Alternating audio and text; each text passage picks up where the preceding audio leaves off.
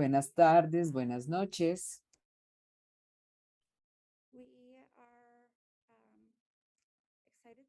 Estamos muy emocionados de contar con ustedes el día de hoy. Gracias por conectarse. Yo soy Elizabeth Orland, soy directora asociada de investigación en GHAI y el día de hoy presentamos nuestro webinario Uso del archivo de documentos de FIDA de la Universidad de California en San Francisco para apoyar la incidencia en política alimentaria en salud. Tenemos grandes presentadores hoy. Ellos presentarán sus hallazgos de investigación en este archivo y cómo hacen uso de estos documentos para sus acciones de incidencia. Contamos con Laura Schmidt, doctora, profesora de política en salud en la Facultad de Medicina en la Universidad de California en San Francisco. La meta central de la doctora Schmidt es tender puentes entre el mundo de la investigación biomédica, práctica clínica y salud poblacional de maneras que ayuden a entender mejor algunos de los asuntos más urgentes en salud y asistencia sanitaria al día de hoy. Antes de darle la palabra a la doctora Schmidt, quiero explicar algunos temas de logística, esa traducción simultánea disponible en este webinario. Están en silencio, pero pueden hacer preguntas por el chat o por la facilidad de preguntas y respuestas. Los dejo entonces con la doctora Laura Schmidt. Hola a todos y todas. Voy a dar una introducción muy breve a los documentos de la industria de la biblioteca que existe en UCSF y algunas formas en que puede apoyar los esfuerzos de incidencia en el espacio de política alimentaria. Lo que vemos acá es un pantallazo de la biblioteca de documentos de la industria. Hay varias colecciones. Comenzó con la industria del tabaco. Tenemos también la colección de documentos farmacéuticos, químicos y desde luego alimentario.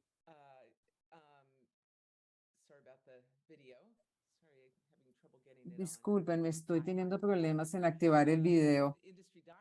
Los documentos de la industria alimentaria se están presentando el día de hoy. Es importante para los usuarios de este archivo saber que hay materiales relevantes en todos los archivos pertinentes para la industria alimentaria. Por ejemplo, les voy a demostrar cómo hay mucha información acerca de las corporaciones alimentarias en la colección de la industria del tabaco, porque las grandes tabacaleras durante muchos años trabajaron con subsidiarias de grandes industrias de alimentos. Si hay conexión a Internet, es muy sencillo. Pueden buscar por Google UCSF, Biblioteca de Documentos de la Industria. Se puede buscar allí muy fácilmente a su conveniencia. Encontrarán las instrucciones en el archivo para su uso. La primera forma en que estos documentos pueden apoyar la incidencia en la industria alimentaria es sencillamente aumentando la transparencia acerca de quién es quién, dónde la industria está desempeñando un papel en los debates en torno a políticas en cualquier país alrededor del mundo. Aquí vemos un ejemplo de una organización no muy transparente, el instituto que tiene 16 sucursales, el ILSI. Donde ustedes se encuentren en su país, encontrarán una sucursal de este instituto, International Life Sciences Institute, ILSI, y tiene mucha influencia en política alimentaria. Por ejemplo, en China, ILSI esencialmente está estableciendo política de prevención de obesidad para el país. ILSI es un grupo fachada de la industria. Aquí vemos un pantallazo del sitio web de ILSI. Y si ustedes ingresaran a este sitio web, pensarían, bueno, realmente se trata de una organización muy buena, tal como lo dice acá, una organización sin ánimo de lucro que ayuda a promover la ciencia para beneficio público. Hay que profundizar muchísimo más para poder entender que ILSI en realidad es un grupo fachada de la industria alimentaria, pero también trabajan para otras industrias, como por ejemplo la industria química y tabacalera. De manera que vemos que hay muchos documentos a lo largo y ancho de los archivos de la industria sobre ILSI. Es un jugador importante que ha sido muy influyente a nivel del mundo en los debates de industria alimentaria. Es muy importante saber en dónde nos encontramos con respecto a esto. Otro ejemplo de cómo los documentos se pueden usar y ser muy útiles es denunciando la ciencia que se está presentando como neutra, pero que en realidad está respaldada por jugadores respaldados por la industria. Este es un muy buen ejemplo, un pantallazo de clinicaltrials.gov. Se trata de un estudio de gran magnitud que se está dando alrededor del mundo, el estudio internacional de estilo de vida, obesidad infantil y el ambiente. De nuevo, la colección del derecho a saber en los documentos, en la biblioteca de documentos de la industria contiene muchísimos materiales acerca de este estudio financiado por la corporación Coca-Cola y en realidad la agenda que encontramos acá consiste en que están estudiando a niños de 10 a 12 años en países alrededor del mundo. La agenda en realidad se trata en esencia de justificar el caso de que la actividad física es el problema en la obesidad infantil, la falta de actividad física, no las dietas no saludables. Entonces, se trata de un punto de discusión estándar que utiliza la industria. Ustedes pueden leer un artículo y pensar, bueno, esta ciencia es neutra cuando de hecho tiene una agenda detrás de todo esto financiada por Coca-Cola. Otra manera en la cual pueden usar los documentos por parte de defensores para aumentar la transparencia y denunciando funcionarios del gobierno que tienen nexos con la industria alimentaria. Aquí vemos un pantallazo del sitio web de Coca-Cola. Contiene una imagen de la exdirectora del CDC en Estados Unidos, los Centros para Control y Prevención de Enfermedades, cuando ocupaba este cargo, trabajaba estrechamente con Coca-Cola, actores de la industria alimentaria y tabacalera. Muy de cerca trabajaba con ellos en ese entonces. Encontramos también varios documentos en esta colección donados por US Right to Know, una organización de defensa. Trata de la ley de la libertad de expresión y se habla acerca de qué había detrás de Brenda Fitzgerald cuando ocupaba el cargo en CDC, muy influyente en demostrar sus nexos con la industria alimentaria. Finalmente, también en últimas, el trabajo por parte de US Right to Know y otros periodistas investigativos en esencia denunciaron, expusieron a esta señora Brenda Fitzgerald y en ese momento se retiró de su cargo. Entonces, además de que los defensores puedan usar el archivo para aumentar la transparencia, saber quién es quién, saber dónde está siendo financiada la evidencia científica por estas industrias, hay que entender el plan que utiliza la industria para sus actividades.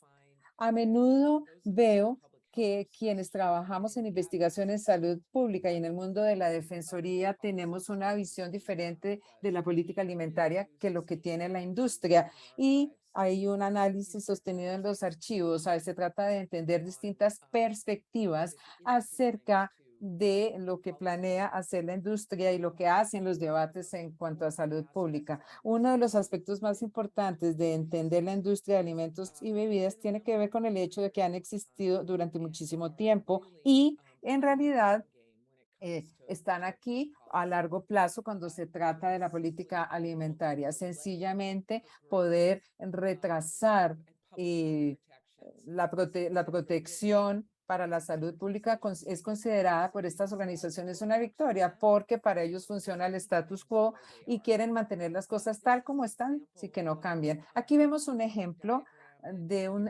diagrama que apareció en una publicación por parte de Kristen Kearns y otros colegas. Ella, la doctora Kristen Kearns, realmente hizo una investigación profunda de la industria del azúcar utilizando los archivos que se encuentran aquí en el archivo de FIDA. Este es un ejemplo de asociaciones azucareras de la rama de investigación, organizaciones comerciales, asociaciones. Podemos ver con base en esta cronología que se financiaron desde 1943 a través de los años, cambiaron, le dieron forma, realizaron grandes cantidades de investigaciones sobre los perjuicios del azúcar para la salud. Saben mucho acerca del producto que ellos fabrican. Podemos ver que cambiaron de nombre, pero han existido durante muchísimos años. Saben mucho acerca de cómo el azúcar afecta la salud y, en esencia, la situación actual funciona a su favor. Ellos quisieran mantenerlo así, sin cambiar. Entonces, a menudo los defensores, pienso yo, están pensando en la siguiente victoria grande en cuanto a las políticas y quizás no, sin apreciar esto tanto como se debería, la agenda de largo plazo de la industria y cómo le está dando forma, cómo está moldeando estos discursos desde hace muchísimos años y continúa haciéndolo. Otra forma en la cual los documentos de la industria les pueden ayudar a reenmarcar todo y pensar a través de la perspectiva de los actores de la industria es que ellos permiten apreciar y entender que la industria de alimentos y bebidas realmente no se trata de regiones alrededor del mundo, en el alrededor del mundo. Y cuando pensamos acerca de política alimentaria, ellos están pensando en cosas como, por ejemplo, si Chile aprueba una ley de etiquetado frontal de advertencia, ¿qué efecto va a tener esto en toda la región de Latinoamérica? ¿Qué otros países van a decir que esto les puede funcionar también? ¿Qué sucede si México aprueba también un impuesto a los refrescos, a las gaseosas? Hoy vamos a oír acerca de la importancia que reviste que los actores de la industria impidan la difusión de políticas que protegerían la salud pública y que afectarían los intereses de la industria. Aquí vemos un artículo de Eric Crosby, profesor de salud pública en la Universidad de Nevada. Se publicó haciendo uso de documentos de acá y realmente demuestra de qué forma muchos de los argumentos que adquirió la industria acerca del etiquetado frontal de advertencia en la región de América Latina estuvieron impulsados por el hecho de que muchas veces sabían de que estas amenazas eran vacías, amenazando demandar a un estado, a una nación por colocar unas etiquetas en los paquetes de los alimentos. Realmente se trataba de una amenaza vacía, de un argumento que ellos sabían que realmente no iba a justificarse en los tribunales, pero posiblemente podía retrasar la difusión, la divulgación de esta innovación en la región de América Latina. Entonces es importante dar un paso atrás y entender que se trata de una industria que le preocupa menos lo que sucede en su país específicamente o en su lugar específicamente y que les preocupa mucho más lo que puede llegar a suceder más adelante, posteriormente en otros países, cuando ellos mismos empiecen a modelarse con base en lo que sucedió ya en otro país anteriormente.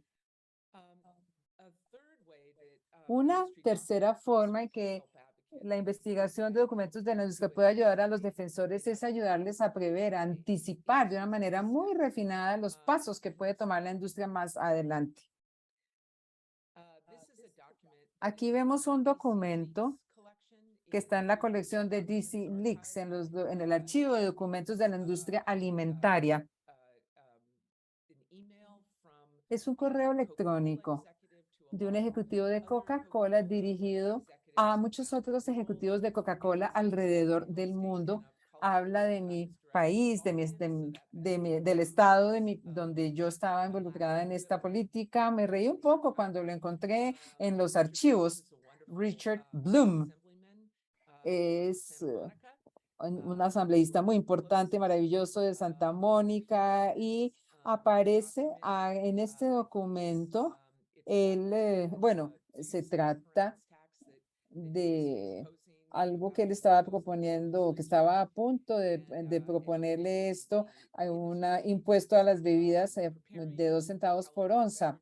Se trata de que la Asociación de Bebidas de California lidera la respuesta ante esta posible propuesta. En los documentos de Coca-Cola podemos identificar con exactitud cuáles son los actores de la industria que lideran esto. algo muy similar en lo cual estuve involucrada en San Francisco con el debate del impuesto a las bebidas de San Francisco. La industria de bebidas gastó como $3.000 millones para hablar de esto, y también algo muy similar en Oakland. Y aquí hay una discusión acerca de esto. Están a punto de crear una gran oposición al posible impuesto a las bebidas y a esta propuesta que vemos acá en este caso. Estaban haciendo uso de organizaciones de base falsas para poder socavar, afectar lo que finalmente fue un impuesto que se aprobó con éxito. Es solo un ejemplo de los documentos que aparecen en este archivo que profundizan en los detalles de estos debates.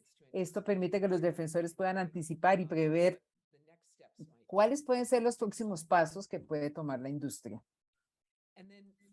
Y finalmente, la investigación de los documentos puede ser muy útil para reforzar, para reafirmar las campañas de incidencia. Los documentos se pueden usar, las citas de los documentos que encuentran en el archivo se pueden usar. Hoy vamos a ver acerca de cómo los periodistas han hecho uso de estos documentos del archivo FIDA en campañas de incidencia, de política alimentaria. Entonces, hay muchas formas en las cuales los documentos se pueden usar directamente e incluir en las campañas de incidencia directamente.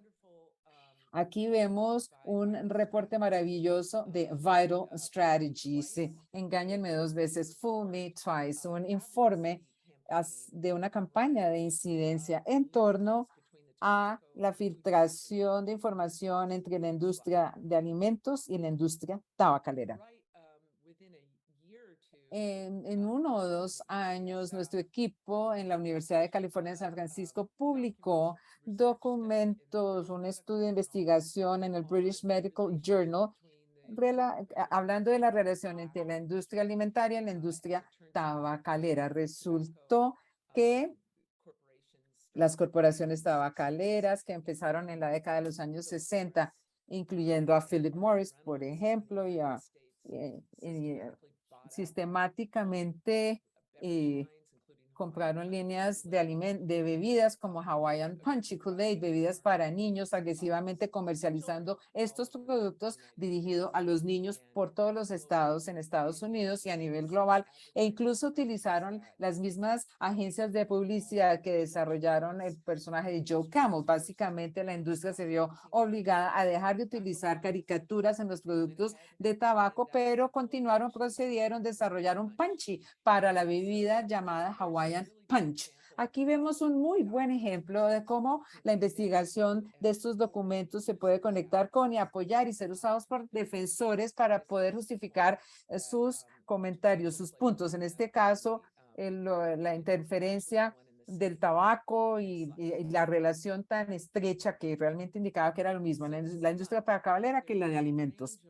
Entonces, hay una amplia gama de investigación en estos documentos, bien sea por parte de los defensores, periodistas, abogados o académicos que se incluyen acá y se pueden utilizar para apoyar campañas de incidencia en política alimentaria, para aumentar su transparencia, para definir realmente quién es quién, denunciar grupos fachada financiados por la industria, investigación también financiada por la industria, puede ayudar a los defensores a entender qué sucede a largo plazo como parte del plan de la industria, qué aporta la industria a los debates públicos, cómo participa en ellos, puede ayudar de una manera muy refinada. Los documentos a veces pueden ayudarles a entender cuáles van a ser sus próximos pasos si la industria planea hacer algo, pueden encontrarlo aquí, puede reforzar y reafirmar las campañas en incidencia, pueden encontrar muy buena ilustración de ello en los documentos que encuentran en los archivos FIDA. Entonces voy a presentar a nuestro primer conferencista, Hernando Salcedo Fidalgo, de FIAN Colombia. Y Hernando presentará en español. Él es el coordinador del área de nutrición en FIAN Colombia y en el otoño va a asumir el cargo de coordinador de la Secretaría del Mecanismo de Pueblos Indígenas y Sociedad Civil. Él hará su presentación en español. Pueden hacer uso de la traducción simultánea utilizando el canal de su preferencia abajo en el icono del globo a la derecha. Las láminas van a estar disponibles en inglés posteriormente, pero acá las vamos a ver en español. Gracias, Hernando, por compartir la presentación el día de hoy. Muchas gracias, Laura, y gracias por esta invitación de parte del incubador global para la salud. Voy a hacer una presentación muy sencilla, pero al mismo tiempo con un mensaje profundo en términos de lo que ha sido la experiencia del uso del archivo FIDA para una organización de la sociedad civil que no está habituada al uso de instrumentos que suelen ser el camino de fuentes o de búsqueda de fuentes para el área de la investigación y de la investigación académica. Entonces, en este caso, lo que vamos a mostrar es de manera muy pragmática la experiencia de FIA en Colombia, un poco los obstáculos, cómo fuimos constituyendo esta posibilidad, cómo se fue consolidando y cuál es el futuro de acción con este archivo. Por supuesto, insistiendo en lo que ha dicho Laura al principio, y es que yo seguiré siendo miembro de la organización de FIA en Colombia, pero ya no estaré acompañando al equipo de trabajo a partir del 1 de octubre. Entonces, toda esta experiencia queda abierta a que el equipo de FIA en Colombia continúe usando el archivo como herramienta. La siguiente diapositiva, por favor.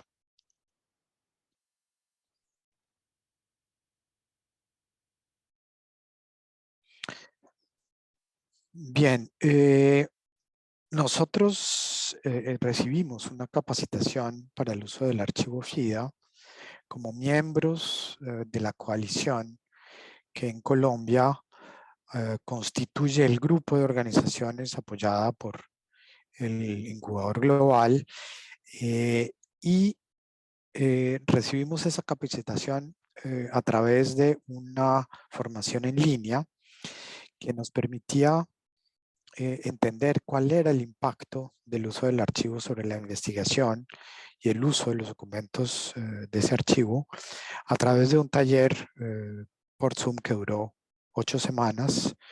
Se hacía en términos de duración de 3 horas por semana que ocurrían durante un día durante el verano del 2021. Por supuesto, este era un contexto de pandemia y un contexto en el cual esta actividad en línea implicó muchísimos esfuerzos y muchísimas, implicó también el acostumbramiento a estas herramientas en línea y el objetivo del curso era desarrollar la capacidad de utilizar la investigación de documentos de la industria para apoyar este proceso de reforma de la política alimentaria en Colombia a través de lo que estaba haciendo, ha venido haciendo y seguirá haciendo FIA en Colombia, que son acciones de incidencia política en los escenarios decisorios en Colombia desde el escenario de la sociedad civil. Siguiente diapositiva, por favor.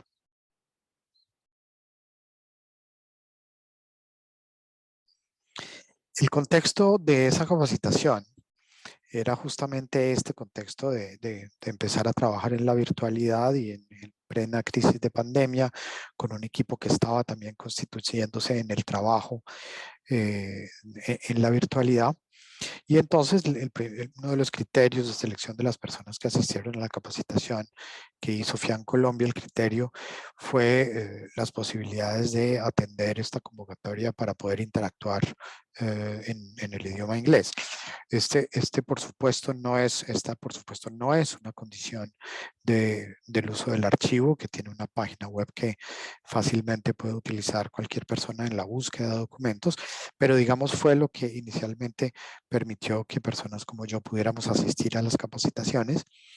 Y luego, entonces es lo que quiero mostrar también hoy dentro de la experiencia, cómo hicimos para abrir ese panorama para que todos los miembros de FIAN Colombia, que además no tenían contacto con la dinámica de la investigación universitaria, pudieran acceder al archivo y pudieran entender cómo funcionaba y utilizarlo como herramienta en todas estas estrategias de incidencia. Por supuesto, la capacidad institucional de la biblioteca de la Universidad de California y de las personas que investigaban en torno al archivo estuvo al servicio de esta tarea y queremos agradecerlo de nuevo. Y todo este tiempo de capacitación constituyó un primer momento para tratar de entender desde FIAN Colombia cómo podíamos utilizar el archivo, cómo era posible que nosotros a través de la consulta de estos documentos de manera temática o por los ítems que dentro de la política pública se abrían a los temas de incidencia, pudiéramos utilizar algunos documentos para experiencias como las que voy a presentar. Siguiente, por favor, siguiente diapositiva.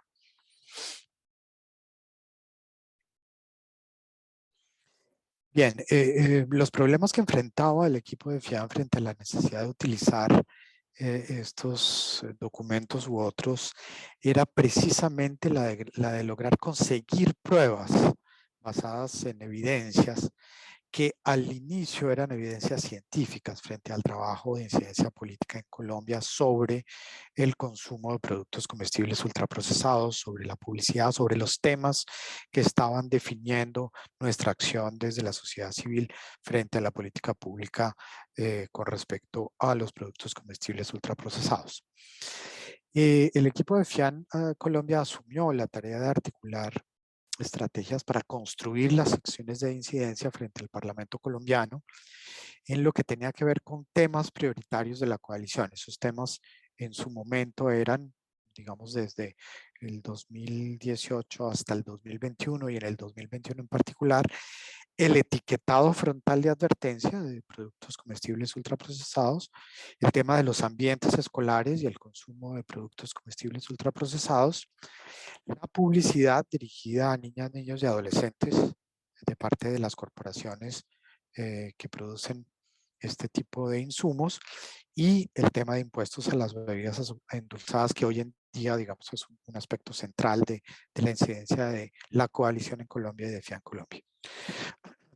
La respuesta política frente a la incidencia se planteó el problema central de cómo producir evidencias científicas sin conflicto de interés. Es decir, el tema del conflicto de interés fue un primer tema que nos convocó al uso del archivo, puesto que en el archivo encontrábamos documentos que develaban cómo las corporaciones tenían conflictos de interés, como lo ha mostrado Laura en toda su presentación, y que esos conflictos de interés eran parte de una de las posibles argumentaciones más duras frente a las corporaciones que producen ultraprocesados en Colombia.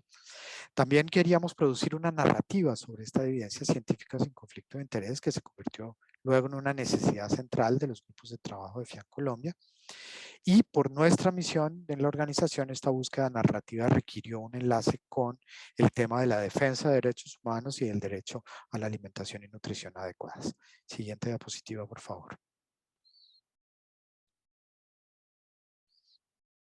Entonces, el uso del archivo FIDA se planteó conceptualmente como una fuente para este camino. Fue algo progresivo que se fue dando posteriormente a todo este proceso de capacitación y al final del año 2021, porque el archivo, y en eso es lo que quiero mostrar nuestro aporte experiencial, aportó de manera excepcional pruebas documentales de las acciones de la industria de comestibles ultraprocesados de manera directa. Es decir, que las pruebas documentales de cómo actuaba la industria en Colombia en términos de sus intereses podía estar parcialmente, no totalmente, pero en una gran medida documentada en algunos contenidos del archivo. A partir del uso del archivo también era posible construir análisis propios con fuentes escritas y directas. Entonces, esto nos ponía como sociedad civil en la posibilidad de acceder a documentos originales con pruebas factibles y directas. Y obviamente el tema de que las publicaciones mostraban una nueva tendencia al análisis, digamos, en términos de la investigación universitaria, de lo que para nosotros eufemísticamente se ha llamado actividad política de las empresas o los determinantes comerciales de la salud, que nos permitieron entonces entender cómo los investigadores universitarios hacían uso del archivo para construir esas categorías de actividad política de las empresas y de determinantes comerciales de la salud. Sin embargo, no sabíamos cómo hacerlo ni cómo dar las herramientas a todos los miembros activos del equipo de FIAN Colombia. Siguiente diapositiva, por favor.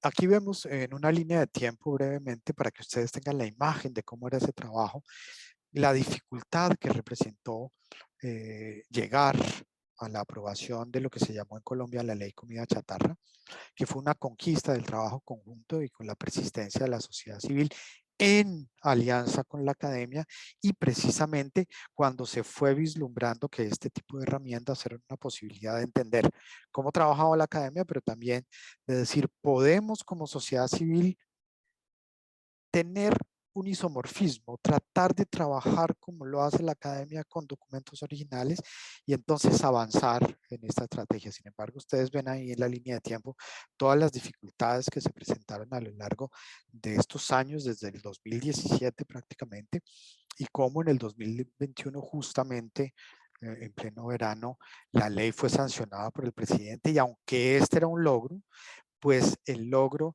tenía el reto de la aplicabilidad de la ley, y fue ahí donde también el archivo comenzó a ponerse en marcha con los temas que veremos enseguida.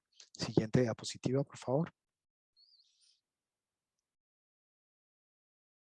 Sí, en efecto, en el año 2022 surge la necesidad entonces de implementar una estrategia colectiva del uso del archivo FIDA, que se había utilizado bajo la demanda de documentos a las personas que ya habían estado en el documento, en el proceso de capacitación. Y entonces yo me encargué de hacer esta presentación al equipo de FIAN Colombia, en donde hicimos una presentación del archivo, de cómo era su uso, y entrenamos a los miembros de FIAN para que las diferentes personas que estaban implicadas directamente en el trabajo de incidencia pudieran utilizar estos documentos del archivo. Entonces, ese es el punto de quiebre y es lo que quiero mostrar, que esta primera capacitación de una persona que podía articular ese diálogo entre el sector universitario y la academia, el archivo y luego nuestra organización en la sociedad civil, permitió construir una estrategia mediante formación de formadores que nos permitiera utilizar las herramientas que nos planteaba el archivo. La siguiente, por favor. Entonces, a partir de esa experiencia se construyó el trabajo colectivo con búsquedas en el archivo que han permitido consolidar formas de trabajo con documentos originales que apoyan la incidencia política de FIAN Colombia, pero sobre todo en lo que tiene que ver con estrategias regionales, por ejemplo, con el trabajo de incidencia política también frente a los impuestos a productos comestibles ultraprocesados y frente al nuevo proyecto que vamos a iniciar o que va a iniciar el equipo de FIAN entre el 2022 y 2023. Pero lo que quiero mostrar entonces es que mediante la consulta de ese archivo y el uso del archivo, pudimos lograr estos aspectos. Primero, hacer un trabajo sobre lo que nosotros llamamos captura corporativa de los espacios sociales y políticos en Colombia. Logramos entender a través de documentos del archivo que había territorios, sectores, campos y actores capturados por las corporaciones que producen comestibles ultraprocesados en Colombia. Eso nos permitió redefinir el concepto de captura corporativa y, muy importante, con estos documentos, y es lo que esperamos publicar muy pronto para mostrar cómo hemos usado el archivo, la construcción de una herramienta de relacionamiento ético entre la industria y los actores sociales en Colombia. Claro, lo que hicimos fue un trabajo en el que nos ayudó muchísimo el archivo para mostrar que hay un verdadero abismo ético entre los actores corporativos en Colombia y sus lugares de captura, y que ese abismo no puede tener puntos de unión por fuera de condiciones que estén con un relacionamiento ético entre estos sectores sociales y la industria de productos comestibles ultraprocesados. Igual, el trabajo en el escenario internacional sobre empresas y derechos humanos, hemos podido hacer una documentación inmensa sobre el tema y redefinir la producción de conocimiento sin conflicto de interés. Nosotros a partir de ahí tenemos una propuesta de definición de captura corporativa que dejo en la diapositiva. Siguiente, por favor, dejamos la diapositiva proyectada como un logro colectivo del equipo de FIAN Colombia en el uso del archivo FIDA y como algo que permite intercambiar con los investigadores. Siguiente diapositiva, y esta es la que voy a dejar ahí planteada con la definición de captura corporativa de FIAN Colombia, dándole la palabra de nuevo con la diapositiva proyectada a Laura para que dé continuidad a la siguiente ponente. Muchas gracias. Thank you so much, Fernando. Fernando, muchísimas gracias. La siguiente oradora es Marisa McCary.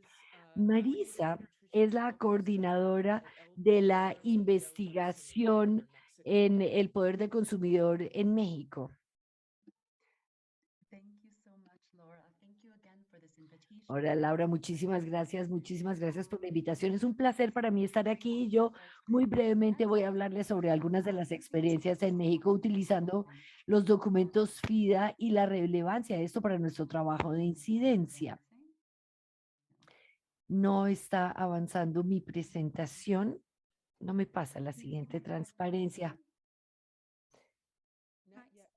No están avanzando.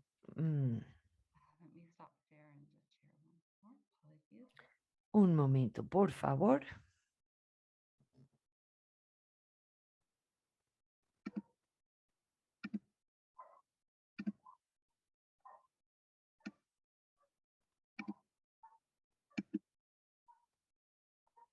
Can you see them now advancing? Ahora sí.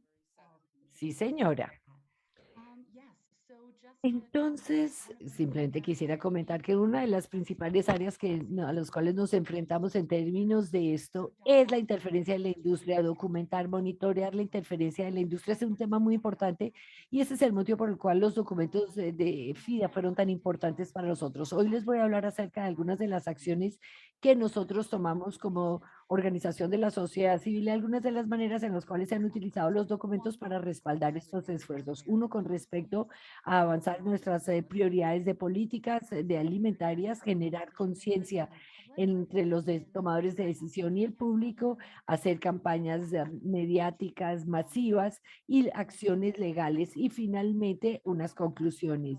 Respecto a nuestras políticas, el impuesto a bebidas azucaradas en México y las estrategias, digamos que en aquellos esfuerzos fue muy claro que las estrategias de esa industria de bebidas azucaradas eran enormes y eran exhaustivas respecto a la captura, del discurso de los medios, de la opinión, de la política, de frenar y de la captura también de la ciencia. Y respecto a todos estos elementos de captura, los documentos FIDA nos ayudaron muchísimo. Hay muchísimos los documentos respecto a los impuestos a las bebidas azucaradas, las bebidas gaseosas.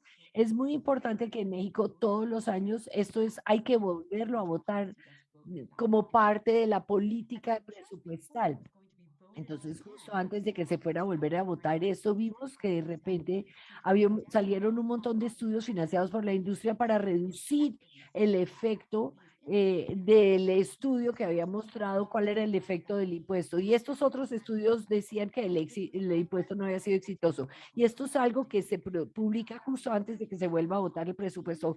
Afortunadamente para nosotros, al mismo tiempo, salió este artículo del FIDA que muestra que desde las décadas de los 50, 60 y 70, la investigación, digamos que la Fundación del Azúcar financiada por la industria azucarera, estaba tratando de minimizar la relación entre el azúcar y las enfermedades coronarias. Entonces, esos archivos están en los archivos FIDA y esto nos dio una posibilidad para poderle mostrar a los medios y a los tomadores de decisiones, miren, lo que está sucediendo en México en términos de la ciencia financiada por la industria está sucediendo desde la década de los 60, así que es una estrategia más amplia y de esa manera pudimos tener una variedad de conferencias de prensa, ruedas de prensa y Laura Schmidt pudo venir, viajar a México y al final, cuando el proyecto fue aprobado, el impuesto no se redujo. Entonces, pudimos utilizar esos documentos de industria para demostrar cuál era el impacto de la ciencia financiada por la industria y que era una estrategia coordinada más amplia de la industria. Tengo dificultados avanzando en las transparencias. Les pido disculpas, voy a volver a cerrar y volver a comenzar a proyectar. Tal vez ahora sí se dignen a aparecer. Entonces, después de este incidente y también en relación con el impuesto que ya se había implementado, pero recuerden que era algo que se iba a votar en el paquete del presupuesto anual ante el Congreso.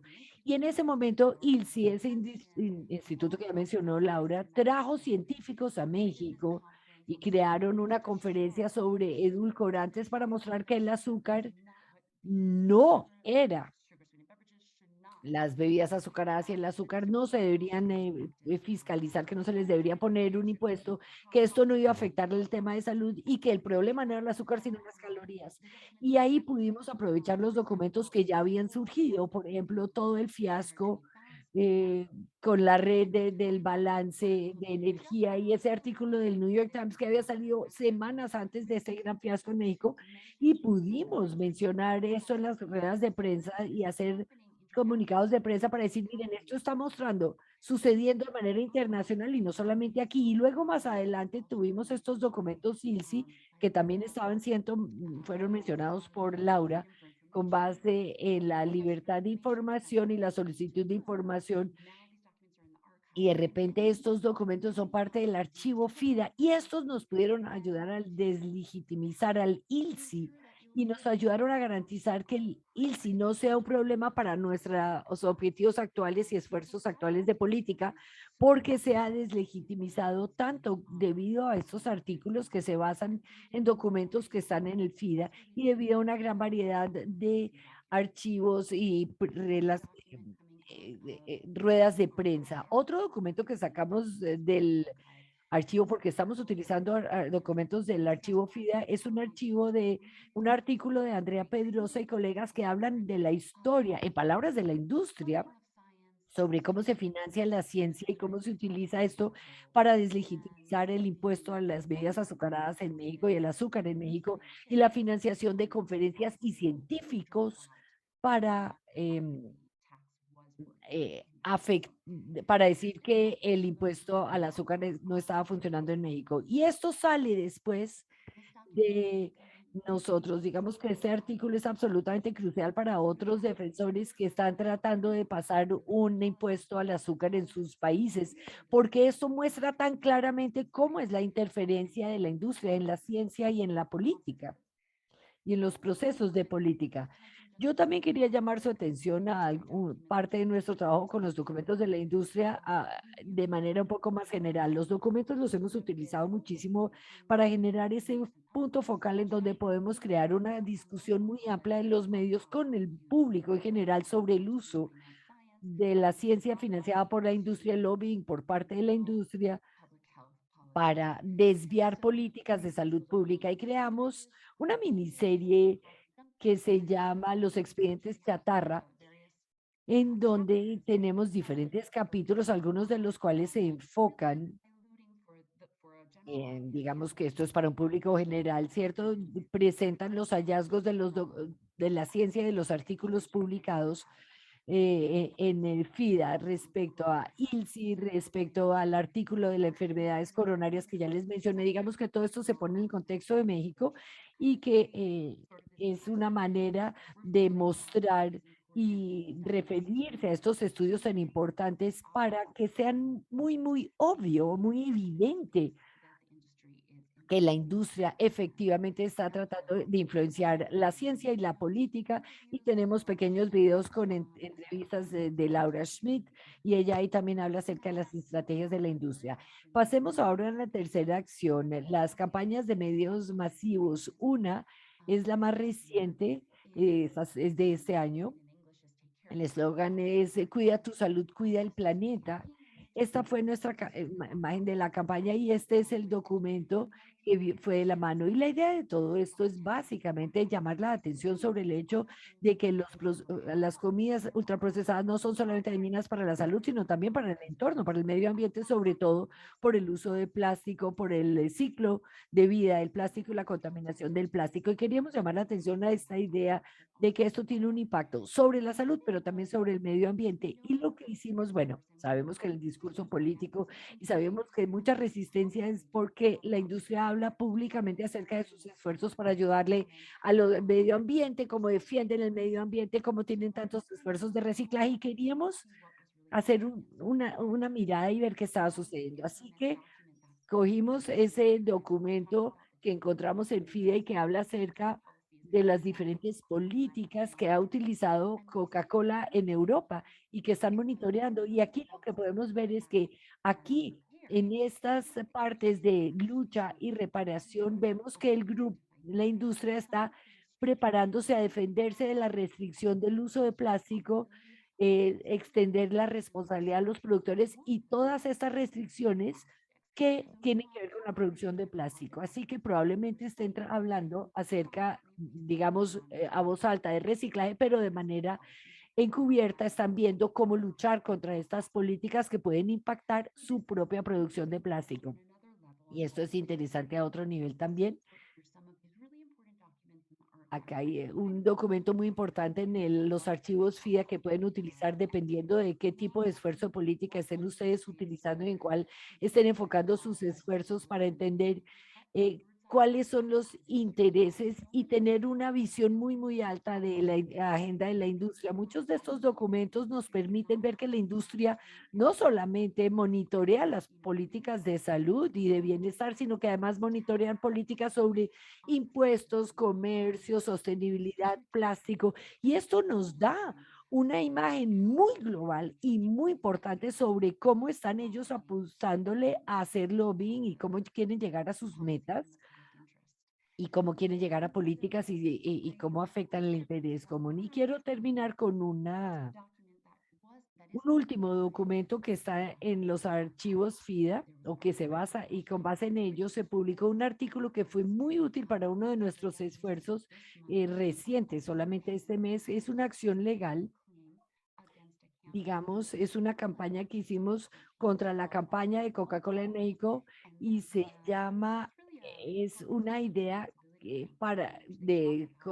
responsabilidad social corporativa, en donde ellos hablan de todas las cosas tan buenas que ha hecho Coca-Cola para las mujeres, comunidades, para el entorno, lo buena que es Coca-Cola también para el agua en términos de conservación del agua.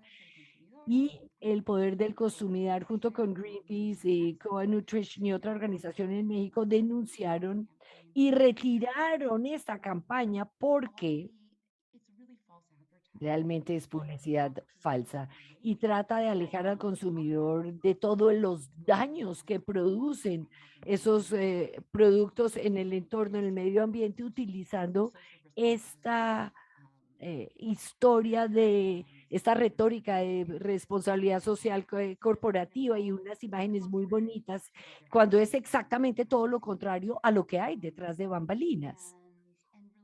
Y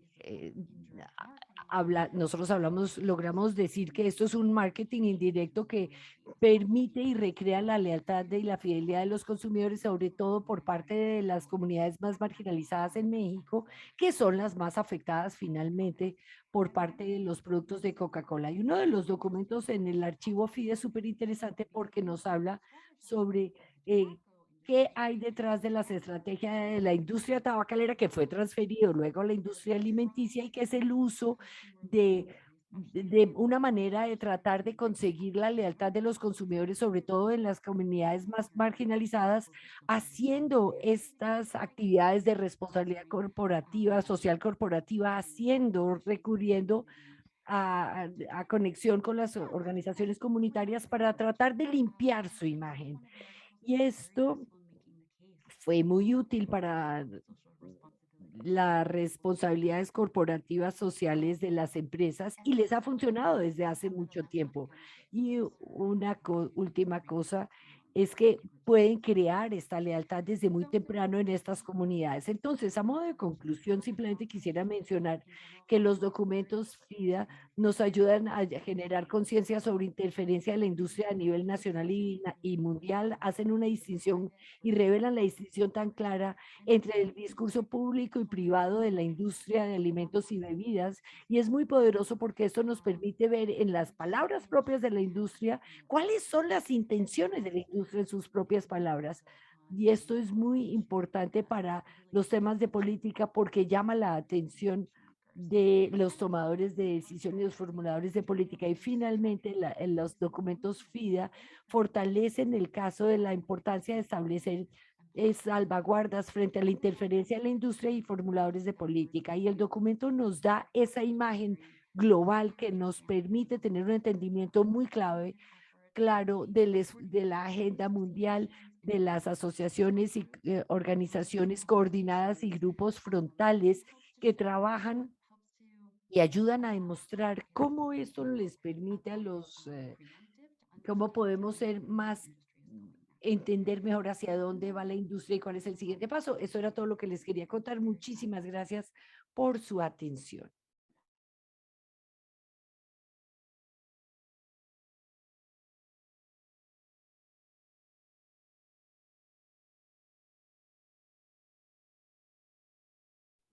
So next up, we're going to have Bueno, ahora Lais Amaral. vamos a oír a Laís Amaral, que es nutricionista y supervisora técnica de el programa de UNICEF en el Brasil, donde ha trabajado desde el año 2016. En INDEC, le paso la palabra. Muchas gracias, Elizabeth. Si me permites, voy a compartir mi pantalla. Me avisan si está funcionando. Perfecto, muchísimas gracias. Buenos días, para mí es un placer estar aquí. Muchísimas gracias por esta amable invitación. Y estoy aquí en representación de un equipo de investigadores. Voy a hablar acerca de la investigación que hicimos en los archivos FIDA. Voy a hablarles sobre el caso de las guías de alimentación en el Brasil. Yo aquí estoy en representación de 4 instituciones de investigación: Camila María de ACT, que es de promoción de salud. Estoy representando a FIAM Brasil, a Melissa Mialón de NUPENS, de la Universidad de Sao Paulo, y yo misma. Entonces, para darles el contexto de las guías alimenticias brasileras, digamos que esto se implementó en Brasil en el año 2014 y estas pautas, esta guía es un documento muy importante para las políticas alimenticias en este país, porque esto cambió el paradigma, giró el paradigma del enfoque de los micro y los macronutrientes y cambió para el nivel y el objetivo del procesamiento de los alimentos. Es el sistema de clasificación NOVA que clasifica los alimentos en alimentos naturales frescos, procesados o ultraprocesados, que son los que habría que evitar. Y también habla sobre la sostenibilidad, la posibilidad de la comensabilidad. Esto es algo nuevo en las guías de alimenticias, sobre todo el concepto de productos ultraprocesados, que son, digamos, las principales noticias que dan esta guía. Y esto es algo que se utilizó muchísimo para estas otras guías alimentarias alrededor del mundo. Y debido a esto, desde luego, La industria no está contenta con estas pautas alimenticias brasileras, especialmente el sistema de clasificación NOVA. Esto resultó en estrategias y acciones por parte de la industria y por parte de investigadores e instituciones, incluyendo las instituciones dentro del gobierno que trabajan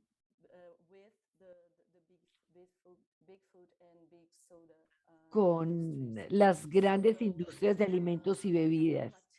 Aquí tenemos algunos materiales y artículos de la prensa. Esta es una foto de Carlos Montero, que es el investigador que desarrolló el sistema de clasificación NOVA que se utiliza en estas pautas alimenticias brasileras. No es ninguna noticia que es una persona que está constantemente siendo atacada en el sistema de clasificación NOVA. Y tenemos muchos documentos de la industria o del IPAU, que es el instituto del gobierno, y que publicaron este documento sobre alimentos industrializados y que habla sobre la importancia de los alimentos industrializados en el Brasil. En el año 2020, en septiembre del año 2020, el Ministerio de Agricultura y temas agropecuarios del Brasil lanzó o publicó esta nota técnica sobre las guías y criticó la clasificación NOVA, hablando sobre cómo esto no se basa en evidencia científica y cómo es punitivo, cómo no le ayuda a los consumidores para elegir sus alimentos y bebidas de manera adecuada. Y esta nota técnica recomendaba revisar estas pautas alimenticias brasileras. También tuvimos muchísimos eventos, webinarios, artículos que se publicaron en la prensa por parte de la industria, sobre todo por parte de ingenieros de alimentos que hablaban sobre cómo el sistema de clasificación NOVA es falso. Y es falso porque los productos industrializados son importantes y que el procesamiento de los alimentos es muy importante. Así que un artículo que dice alimentos procesados, fake food o noticias falsas, alimentos falsos o noticias falsas. Y esto es una reunión a la derecha donde hablan ingenieros de alimentos y son parte de esos de eventos o webinarios que se dieron en su momento. Y a nivel internacional, estas pautas, estas guías alimentarias brasileras y la clasificación NOVA también han recibido crítica. Algunos de ustedes probablemente conozcan a Susana y a Michael, que los ven aquí en estas fotos, en donde están hablando acerca del procesamiento de alimentos y defendiéndolo contra el sistema NOVA, el sistema de clasificación. Este es un documento, paper de Melissa Mielón y colegas, criticando la clasificación NOVA, tratando de decir quiénes son los investigadores y las personas que lo critican, y esto muestra muchos conflictos de interés, desde luego. Against that technical note from the Ministry of Agriculture, Livestock and Supply, and the day after its publication, many researchers and many civil society organizations Muchos investigadores y organizaciones de la sociedad civil trabajaron para poder hablar acerca de los problemas incluidos en esta nota técnica. Esta fue la nota de parte de NUPENS, donde Carlos Monteiro, coordinador, abordó este tema. También vemos la Alianza para la Salud y las Dietas Saludables Adecuadas en Brasil. Es una alianza que tiene que ver con alimentación y nutrición. Ellos produjeron un manifiesto con respecto a las guías alimentarias de Brasil y trabajaba en contra de la nota ¿Cómo estábamos trabajando en contra de la nota técnica en 2021? Desde mayo hasta septiembre hicimos una campaña en medios masivos para divulgar las guías alimentarias de Brasil, para protegerla, para divulgarla a la población, al público en general. En el sitio web había muchos materiales en la prensa divulgando esto.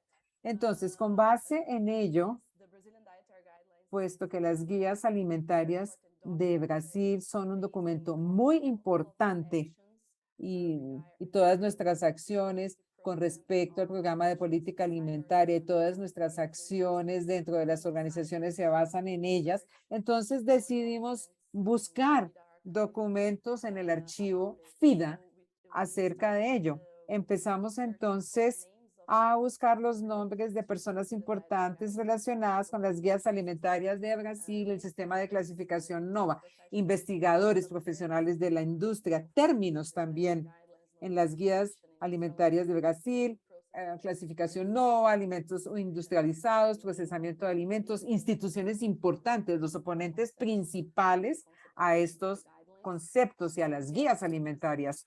Obtuvimos resultados de estas búsquedas y con base en esto hicimos lo que la Universidad de California en San Francisco nos indicó. Entonces, aquí encontramos documentos, los principales que hallamos con respecto a las guías alimentarias de Brasil es este documento en particular. Aquí está el enlace que proviene de 2016, se encontró en la colección DC Leaks Coca-Cola Emails, es decir, la filtración de correos electrónicos de Coca-Cola. En esa colección encontramos este documento en particular. Aquí vemos el correo electrónico del vicepresidente global de asuntos regulatorios y científicos con respecto a un documento específico, este en particular que vemos en la imagen, temas principales asociados a política. Aquí hablan de muchos temas y voy a mostrarles algunos extractos de azúcares, endulzantes no calóricos, edulcorantes incluidos allí. Aquí se refieren a las guías alimentarias de Brasil, en particular al riesgo de las guías alimentarias negativas. Así se refieren a ellas, a las guías alimentarias de Brasil de forma negativa. Esto es parte del texto que hallamos con términos específicos que estábamos buscando. Aquí dice que las guías alimentarias de Brasil son de 2016, son punitivas para el azúcar y las bebidas, las clasifican como alimentos ultraprocesados, hablan de algunos esfuerzos realizados en torno a reducir el azúcar de parte de ellos, de Coca-Cola, pero aquí están clasificando de esta forma las guías alimentarias de Brasil. Este documento habla mucho acerca de muchos otros temas, incluyendo el etiquetado frontal de advertencia, por ejemplo. Se trata de una perspectiva global, no únicamente para Brasil. En particular, Latinoamérica aparece por todas partes en el documento. Entonces, ¿cómo hicimos uso de esto? ¿Cómo divulgamos esta información? Uno de los investigadores, a través de un periodista investigativo aquí en Brasil, se leyó el documento por parte de este periodista, quien escribió el artículo, se priorizó la publicación del artículo por parte de este periodista. La publicación también también usó el documento, pero también se usaron entrevistas donde se hablaba acerca de la historia de las guías alimentarias de Brasil y un texto del sistema de clasificación NOVA igualmente. Entonces, hubo dos artículos publicados en la prensa. Este es el primero en Intercept Brasil. Es un documento de Coca-Cola donde dice que las guías alimentarias de Brasil son una amenaza. Tuvo más de 40,000 vistas en ese entonces. Entonces, quizás ahora hay muchas más. Aquí está el enlace a este artículo. Aquí en el artículo se habla en todo el documento 155 hojas tiene este documento en su totalidad. Eso fue lo que les mostré acerca de azúcar. Contiene los mapas, también se incluyen acá como el que les mostré para el caso del azúcar. El otro artículo se publicó en el sitio web de periodismo investigativo, o yoyo o trigo.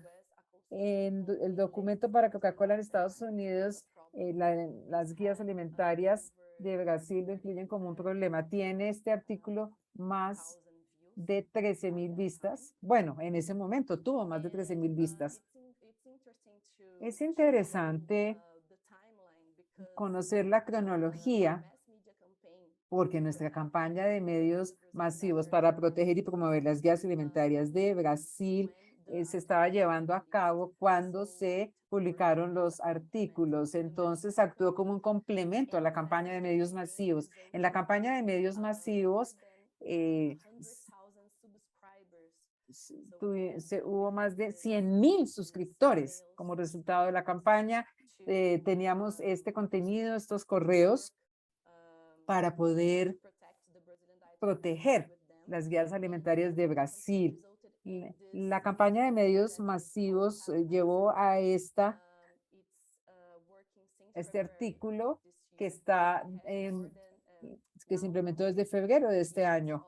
Hay 33 ediciones de esta carta, de este artículo noticioso. Todas las semanas se publica y allí se habla acerca de dietas saludables, sostenibles, basadas en las guías alimentarias de Brasil siempre, y en sus conceptos y en las políticas y en todo lo que se incluye allí. En realidad, los artículos constituyeron un complemento para la campaña que estábamos realizando en ese entonces y que continúa. Muchísimas gracias.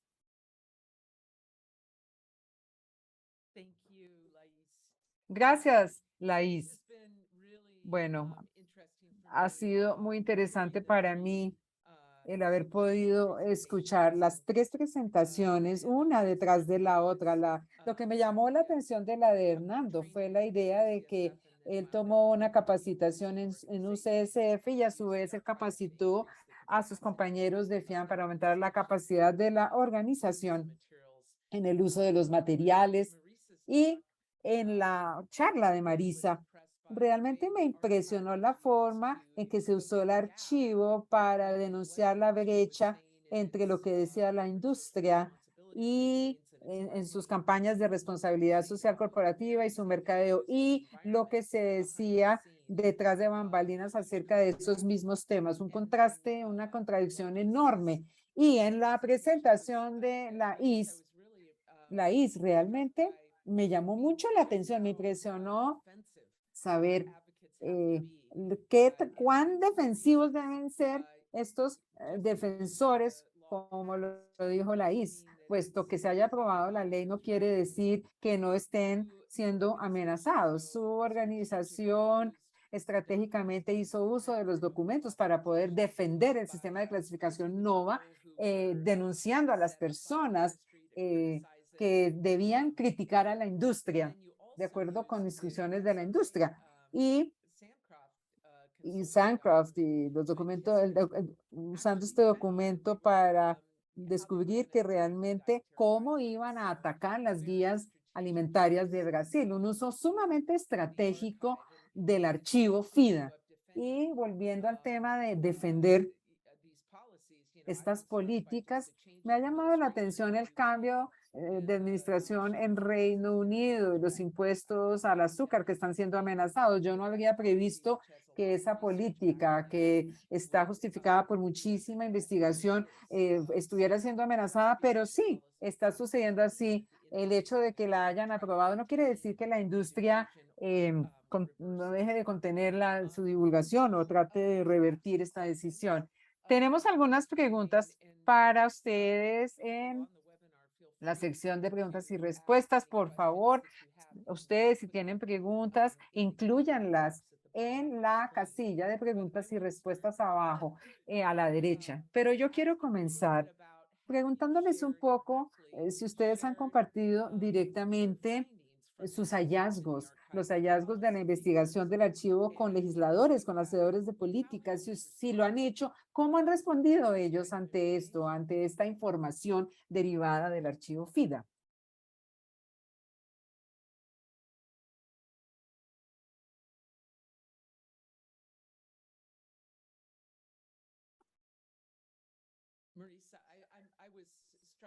Marisa, me llamó un poco la atención. Es decir, el poder del consumidor, ustedes en realidad empaquetan los resultados de los documentos de la industria en sus campañas de incidencia y ellos logran llegar a los hacedores de política en México. Claro, desde luego que sí, claro que sí. En nuestras campañas y comunicados de prensa y en nuestras conferencias de prensa con tomadores de decisiones o en reuniones o en documentos que se distribuyen a los congresistas, por ejemplo, con respecto al impuesto, se distribuyó uno a un congresista mencionando que pese a lo que diga la industria, el impuesto ha estado en vigor. Y fue como de alguna manera como una carpeta con una amplia gama de documentos. Desde luego, en realidad había una imagen enorme de esta matriz de política hablando acerca de que de la industria estaba combatiendo el impuesto a los refrescos, hablando acerca de cómo es una estrategia a largo plazo de la industria financiando la evidencia científica. Entonces, sí, claro que sí ha logrado llegar a los hacedores de política y legisladores y también con el etiquetado frontal y otras políticas en las cuales estamos trabajando, haciendo uso de esa evidencia. Por ejemplo, el documento por Andrew Pedrosa y otros colegas también ha sido una manera de decirle a los legisladores, miren, tiene que haber salvaguardas en contra de la interferencia de la industria en la formulación de políticas. ¿Le parece que con el tiempo los hacedores de política se han logrado educar? Porque, por ejemplo, en México saben, si en México hablar con ellos saben con quién están hablando, que han financiado a personas que hacen cabildeo y a científicos. Claro que sí. Pues recuerden que las conferencias de prensa, los artículos y los expertos hablan de todo esto. Lo mismo está sucediendo, es mucho más fácil ya hablar de esto y para que no se vuelva algo normal. Tenía otra pregunta. Marisa mencionó que en la última campaña en realidad se trata de conectar los temas con el impacto de los alimentos ultraprocesados en la salud, pero también en el ambiente, la contaminación de plásticos, la escasez del agua y otros temas. Entonces me pregunto, Laís y Hernando, si las campañas y el trabajo realizado en sus países, si también consideraron relacionar la salud humana y el ambiente, o si ustedes realmente se han enfocado mucho más en el aspecto que tiene que ver con salud. Hicimos una campaña en medios masivos acerca de la interferencia de la industria de alimentos aquí en Brasil este año y hablamos en particular acerca de la industria de las gaseosas, de los refrescos. Usamos los problemas para la salud, pero también lo que tenía que ver con el plástico, con la sostenibilidad. Intentamos hacer uso de todos los elementos para demostrar de qué forma opera la industria y los problemas que ellos están causando aquí con respecto a nuestras políticas y con respecto a la salud y al ambiente. Sí, me parece que tratando de experimentar los efectos del cambio climático, esta es una verdadera oportunidad para que los defensores en el ámbito de los alimentos puedan entablar estas relaciones y conexiones entre los distintos temas. Y Laís, me sorprendió muchísimo. Es increíble cómo la investigación y en los documentos terminó teniendo tanto impacto en los medios en Brasil. Y me pregunto, ¿cómo logra uno llevarle todos estos hallazgos a un reportero, a un periodista y hacer que los periodistas sí se interesen en publicar este material y en divulgárselo al público? Sí, me parece que, bueno, ya teníamos contacto con este periodista particular, es un periodista investigativo, entonces por eso fue más fácil y hay que aprovechar estas situaciones cuando se presentan así. Pero pienso además que en este caso específico se trató de algo que se debía divulgar de inmediato porque era importante en ese entonces. Entonces, me parece que eso, una forma de hacerlo es hallar al periodista o a la prensa que tiene que ver con el tema en cuestión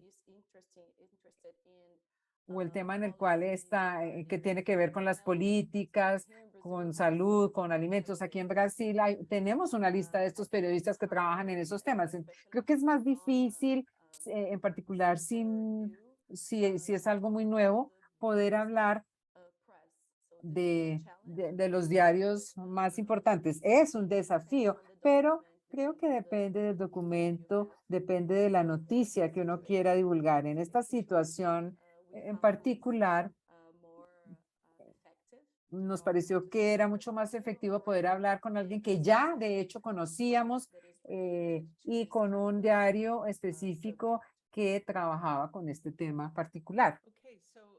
Bien, entonces tengo otra pregunta para los tres presentadores. ¿Cómo ven, cuál ven ustedes que es el mayor potencial del archivo FIDA en términos de cómo los defensores pueden usarlo? ¿Y cómo ven ustedes que es su mayor debilidad? ¿Cuál creen ustedes que es su mayor debilidad? ¿Cuál creen ustedes que ha sido el nivel de legitimidad para los defensores con respecto al archivo FIDA? ¿Conocen de algunas experiencias en el uso del archivo en términos de comunicaciones? Yo quisiera responderle a Laura un poco de una manera diferente, porque como lo expliqué bien, el proceso en FIAN ha sido el de entender cómo funciona el archivo, poderlo usar y entonces mirar qué escenarios tenemos para su uso.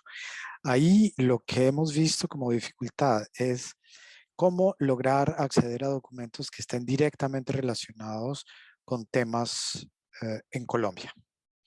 Y ese es un esfuerzo que dentro de la tradición de la investigación académica puede realizarse más fácil, pero que nosotros como organización de la sociedad civil necesitamos encontrar las pistas para el cruce de las categorías que nos posibiliten encontrar esos documentos.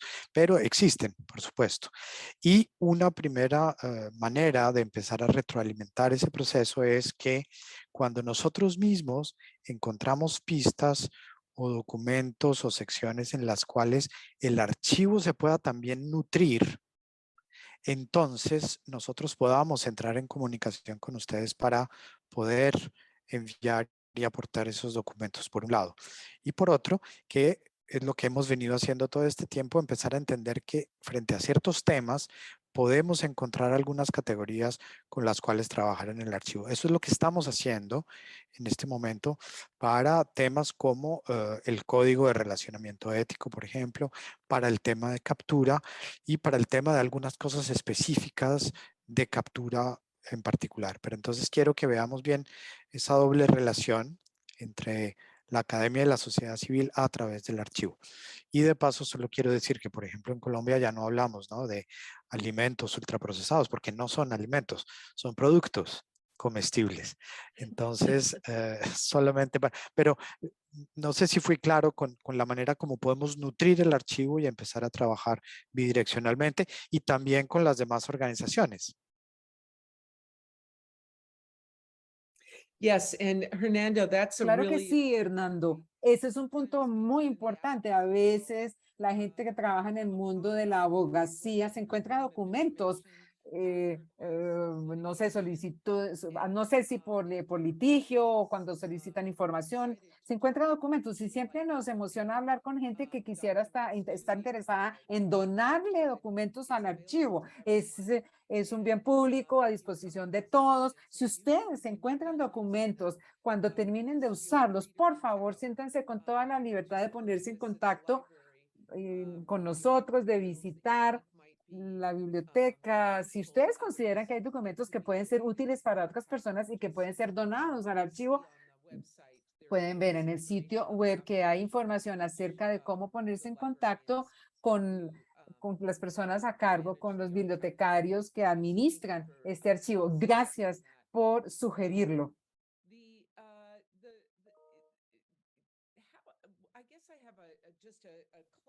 Creo que tengo una pregunta ya para finalizar acerca de cómo planean hacer uso de estos materiales de aquí en adelante en su trabajo y cuáles son los temas en sus países que están empezando a surgir. ¿Cómo están pensando en usar el archivo de aquí en adelante? Por ejemplo, oímos que las personas de su organización realmente allá, Hernando, se capacitaron sobre cómo usar el archivo. Entonces ahora se trata de moderar los temas que explicaste hoy, o se trata de nuevas agendas de política, o cómo prevén ustedes hacer uso de estos materiales de aquí en adelante. Yo puedo responder rápido para dejar hablar a las compañeras, y es que nosotros tenemos una agenda con el tema de captura corporativa. Es decir, que las personas que están trabajando en incidencia sobre captura corporativa van a usar y están usando el archivo para tratar de identificar sectores, categorías y documentos, ¿sí? Y por otro lado, en el tema del código de relacionamiento ético. Y un posible tema que aparece ahora muy claramente es también la captura de la sociedad civil en términos de movimientos que aparecen como globales. Podría mencionar uno aquí muy rápidamente como Sun, en donde toca empezar a mirar cómo a través del archivo podemos identificar documentos específicos sobre esos problemas. Tenemos una agenda. So really looking at the corporate Entonces, en realidad, mirar la captura corporativa de la sociedad civil parece un muy buen lugar a donde dirigirse. Marisa. Sí, creo que uno de los temas importantes de aquí en adelante, aunque algunos de los artículos del archivo son un poco más viejos, ya de hecho están pensando en estos temas. Yo diría solo hasta ahora están volviéndose más una prioridad para la sociedad civil. Por ejemplo, lo vimos con la aprobación del etiquetado frontal de advertencia, el impuesto a las gaseosas, a los refrescos, políticas de mercadeo, la idea de los edulcorantes no calóricos como un reemplazo del azúcar, que es un tema muy importante y de gran envergadura.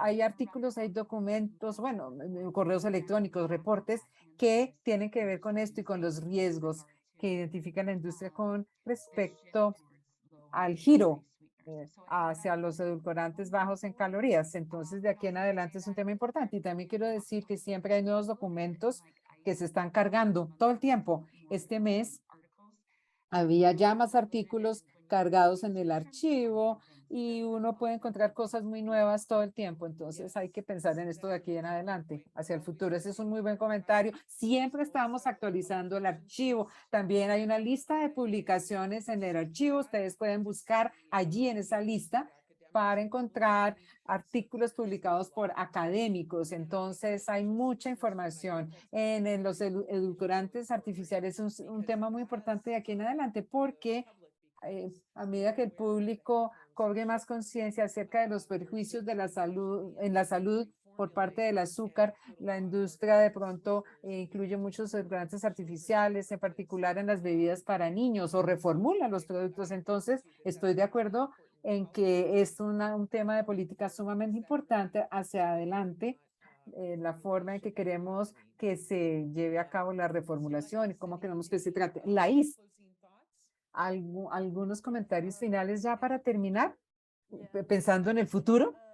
Sí, pienso que, bueno, trabajamos con una pregunta específica, en este caso específico para las guías alimentarias de Brasil. Es una muy buena manera de hallar algo interesante.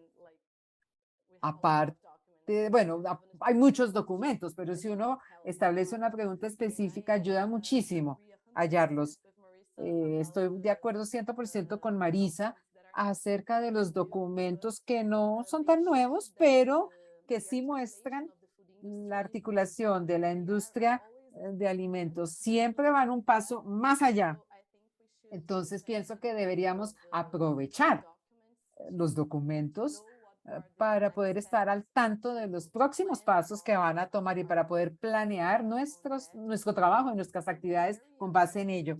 Algo muy interesante que descubrimos en el documento que compartí hoy es la estrategia global enfocada en el Caribe y América Latina. Entonces, nuestra región sí puede hacer un amplio uso de esto para trabajar en las políticas alimentarias. Con respecto a las políticas alimentarias, bueno, todas están muy interrelacionadas con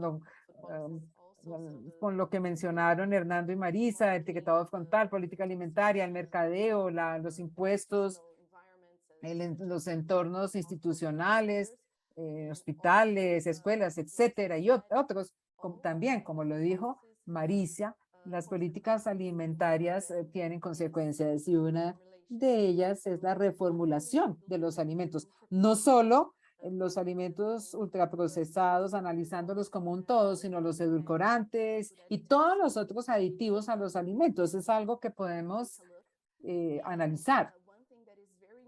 Algo sumamente importante para nosotros como estrategia es usar los documentos para denunciar a la industria, los argumentos, las tácticas de la industria y a través de esto sensibilizar a los hacedores de política, a los legisladores en torno a este problema, a la sociedad también, porque se trata de un tema muy difícil del cual hablar y